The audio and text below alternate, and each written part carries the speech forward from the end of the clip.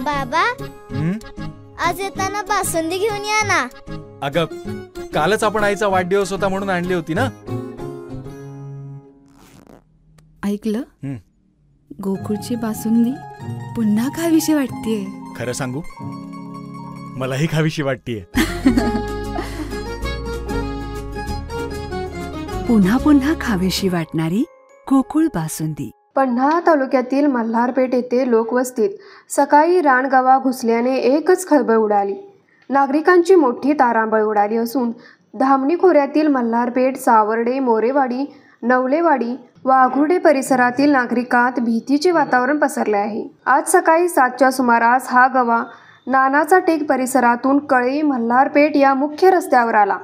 तेथून तो मल्हारपेठच्या मुख्य चौकात आला. या ठिकाणी गावातील सुमारे 50 नागरिकांनी गव्याला लोकवस्तीतून हुसकावून बाहेर काढले. लोकवस्तीतून गवा बाहेर गेल्याने नागरिकांनीही सुटकेचा निश्वास टाकला. हा रानगवा थोडासा भेदरला होता, त्याच्यामुळे मानवी जीवितास धोका होऊ शकला असता, मात्र सुदैवाने तो टळला. कोणतीही वित्तहानी झाली नाही, त्यामुळे आलेले संकट टळले असल्याची भावना अनेकांनी व्यक्त केली. भेदरलेला गवा शांतपणे लोकवस्तीतून बाहेर गेला, पण हा गवा शेतजमीन असणाऱ्या परिसरात गेला आहे. यामुळे पिकांचे प्रचंड नुकसान होण्याची शक्यता असल्याचे मत मल्हारपेठ ग्रामपंचायतीचे माजी सदस्य सुदर्शन पाटील यांनी बोलताना व्यक्त केले.